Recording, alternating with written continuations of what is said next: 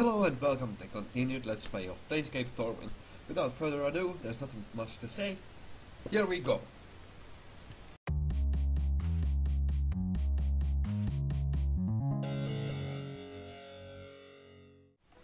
So, resume life.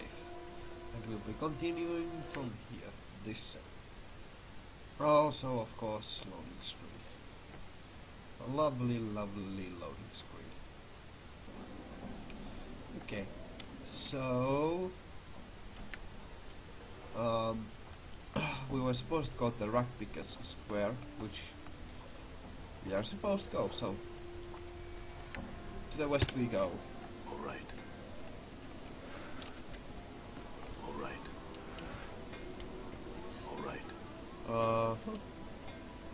We could talk to all these random people around here, but I'd rather not waste time with them. Oh. Whoops. Here was the exit.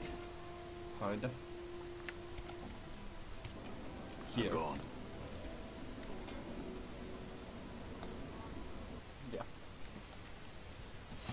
So from here again we need to continue west towards the Rakpikas Square. After, of course, the loading screen. Okay. Done. Oh, there's a random guy who has a different name. We could talk to him. And of course we will. Let's put, say, waypoint 1 here. Talk to Porphyron. Every inch of this man's skin is covered in a web of black lines, as if some artist chose to accentuate every crease in his flesh with a quill pen. The overall effect is such that even when his face shows no expression, he appears to be frowning. Greetings. This one has a name. This one is called Porphyron. Porphyron? Let's go. Let's say it. I hope that's the right pronunciation. The man's voice is like gong. As he speaks, the lines on his face bend and settle into a series of spherical patterns. This one would know. Why do you address this one? I want to ask you some questions about the city. This one would have you know. This one cannot answer your questions. And the lines on his face twist into angles, then split into massive scribbles. This one has only recently stepped foot in this place of walls. Alright then. But I have to ask you this, why do those lines upon your face move? The lines show anger. Do you take offense? The lines slowly straighten, forming into a gentle curves. No offense was meant. Will you accept many apologies of this one? No offense taken. Why are you angry? This one tells of the event recent. Why did you know this one was beset by 3? The 3 demanded an item of this one. This one feared an attack. What does this one do? This one surrendered the item. Well, you were right to be afraid. If there were 3, then they might have killed you had you not given up the item. This one has been misunderstood. The lines on his face become angled, then smoothed into curves again. This one did not fear being killed. This one feared killing the 3. Well, if you could have killed them, why did you let them rob you? This one walks the path of the warrior. Many weapons have walked this one. The fist, the blade, the stave, the hatchet, the smiter. These tools are all known to this one. That's not much of an explanation again. Again, if you are a warrior with that much training, why let them rob you? This one is forbidden to attack. The lines ripple across his face as he speaks. If this one had struck at the 3 in anger, the vow of non-violence would be unmade. Vow of non-violence? You're a warrior and a pacifist? This one is unfamiliar with your speech. What is this pacifist? Never mind. Why did you train so much if you're not permitted to attack another? This one is of the order of the Elite Age. We await the final days where all will be called to battle. The training and skills of this one, they are to be kept silent until then. In the meantime, you will let yourself be robbed in the street without defending yourself. This one will clarify. The item is of value. The discipline of Erit Agir is of greater value. Since you won't fight, any chance you could talk these thieves into returning your item. This one addresses the three thieves. What happens? What happens? The requests of this one are not met with scorn. The three will not return the item. I could go see if I could get the item back for you, or I could go beat them like dogs and take back what they stole. I could go get that item back for you if you could pay me for my services. Let's just offer passive help, or more pacifistic help. This one must ask, would you bring violence to the three that have robbed this one? Well, if they aren't smart enough to hand it over when I ask, things could get ugly.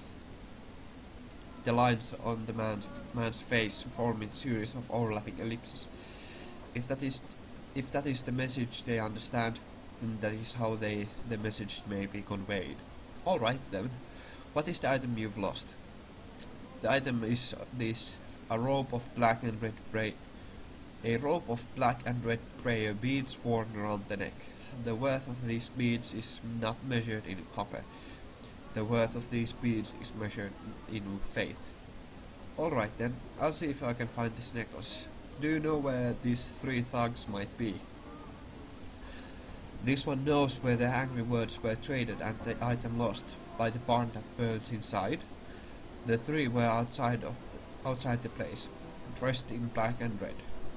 Three robbers dressed in black and red outside barn that burns on the inside. That can't be too hard to find. Farewell. Updated my journal. So that's a new mission. Excuse me.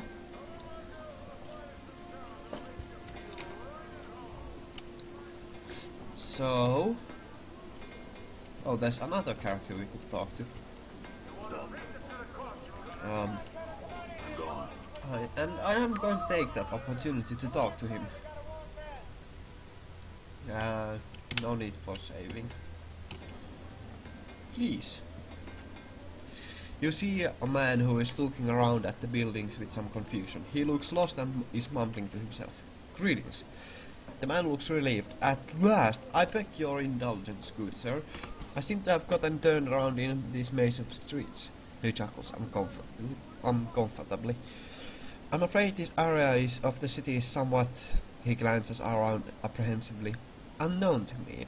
The residents seem most unwilling to extend aid to visitor. He looks at you hopefully. Could I prevail upon you to help me, perchance? It depends on the kind of help you need. Or, certainly, where are you trying to go? You're on your own. If I were you, I'd get out of this area as soon as you can.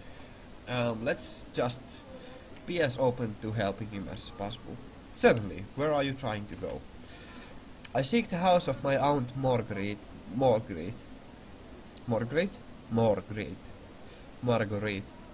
She is reported to dwell in a house close to mortuary, but the street layout seems to have changed since my last visit. Do you know of the house of which I speak? Truth, I'm afraid that I have never heard of such a place. The man frowns in disappointment. I suppose it would have been too much good fortune to hope that you would know such a place. His nods slightly in thanks. Well, I thank you for your time, good sir. It is most welcome on these streets. Farewell. You are about to turn away when you suddenly have a feeling that something is amiss. Suspicious, you glance at the man again just in time to see him withdrawing his hand from your purse. You can't be sure, but you think he might have taken something from you. Now we have a lot of interesting options here. Grab his hand, say hey, what do you think you're doing? Attack him, or we can ignore him, or we can bait him into pickpocketing us and try to observe his technique. That might be interesting. Let's go with baiting him to pickpocketing again, since that will give us something. That seems very interesting. You engage the man in a light conversation and secretly study his movements. This man seems to rely on two things. One, pretending to be a high-class citizen out of his element to lower the target's guard. Two, distracting the victim by having the victim point out directions. When the victim turns to point the street or landmark, the man skims the mark's purse and tucks items into his conveniently long sleeves. You make a mental note of his technique, just as he makes another grab for your purse. Grab his hand.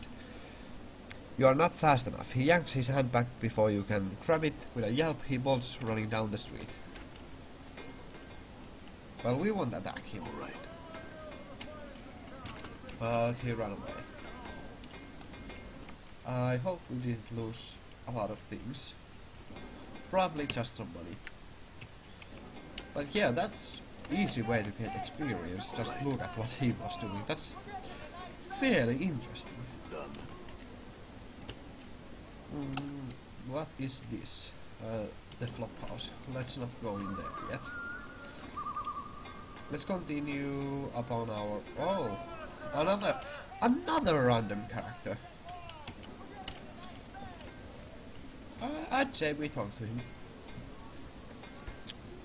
Your first impression of Mar is that he needs a long bath, preferably away from any creature that has any sense of smell. You can almost see the stench waft from his body in sinister yellow tendrils. He motions towards you frantically in an effort to get you to come over and talk to him. Approach this person and hear what he has to say, or hold your breath and leave. I say we approach him.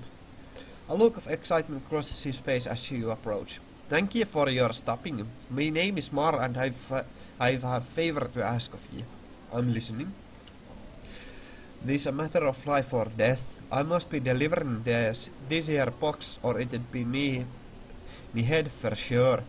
This me bad luck that I twisted me leg something fierce. So will you help me out by delivering this here box for me? I'm just going to go with yes. I'll deliver the box for you. Mar slowly takes out a small box from within the recesses of his ragged clothing. For the briefest of moments, you see a look of regret across his face. Then it is gone as he looks at you and hands you the box. A slight shimmer surrounds the box as both you and Mar touch it. A sigh of relief is heard as Mar releases the box into your care. What now? This be needed to be delivered to Quatra. He can usually be found somewhere down in the southeastern section of the hive. Oh, unless you try to say I didn't warn you, whatever happens, don't open the box. And don't leave the hive with the box. Now be off with ya. I'll be back when I deliver the box. Journal. Farewell. And he runs away laughing. How lovely. All right. Done. Oh, this was... Now... Are we supposed to go this way? Rugby Square. Yeah. This is where we are supposed to go.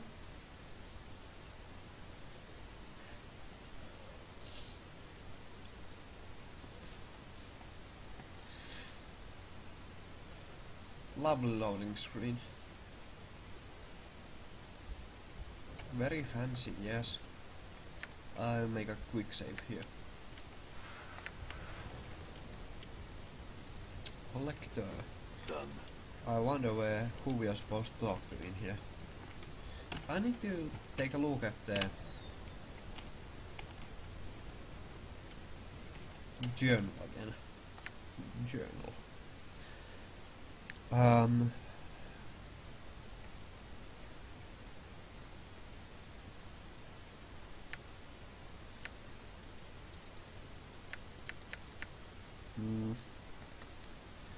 Let's see.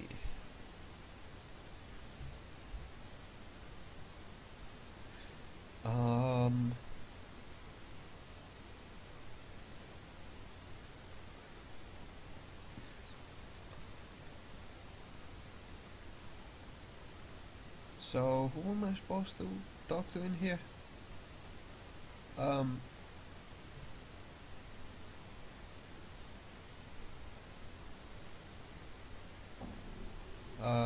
ba-da.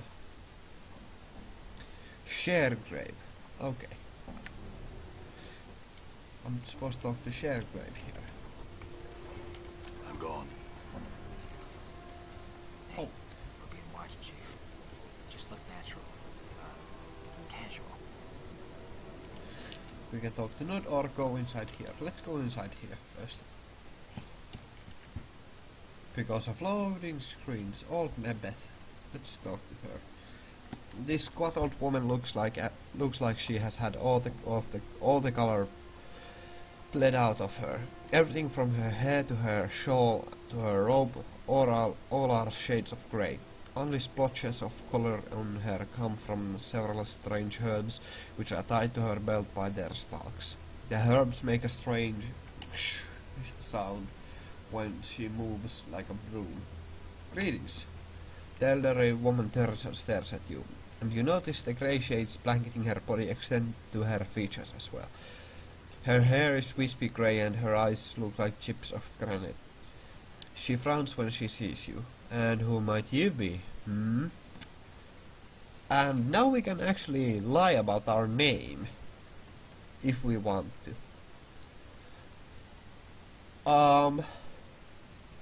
I really don't know who I am. I'm not going to go with the lie option.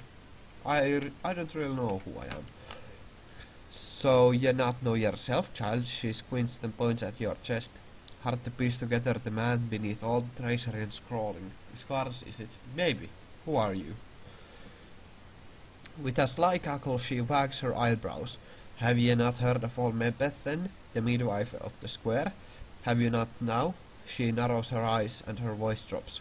Well, now you have, for I be Mebeth, your midwife. What do you do? I set bones right, drive the cough out the sick, yank out squealing stubborn babes, mend cloaks or a rag or two, make cures and herbs and other such. She squints, studying your scars. Been needing a cure or three, do you then? Cures? Aye, you been needing some cures to look at ya. Do you want buy some, do you? She glances at the scars covering your body again, then shrugs. Too late to be asking for them, I think. Actually, we could use some healing. I don't need any cures now, but they might be useful later. Could I see what you have? Actually, I could just use a place to rest. Would you mind if I slept here, or other questions? Let's ask if we can sleep here. Of course, child. I have a mess of blankets in the corner that would serve. That'd be fine, thank you. So that healed Morte to full. Now let's ask some questions of her.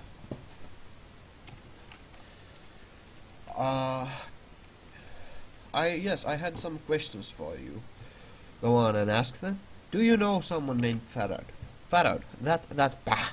He watches Meffet spits once, twice, 3 times, then follows it by making a semicircle over her heart. That cool turd. What should be wanting with the likes of him? I need to find him. Do you know where he is? He is not in Ratpicker Square. That much I can tell you. You need to find a way under the square to get to that third spider's skip. She spits again.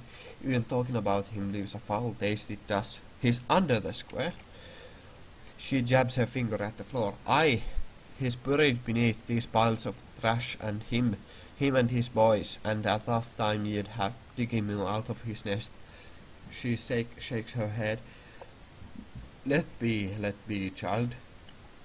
I need to find him. How do I get down there? My journal. Mebeth frowns, then sighs. Here, tell.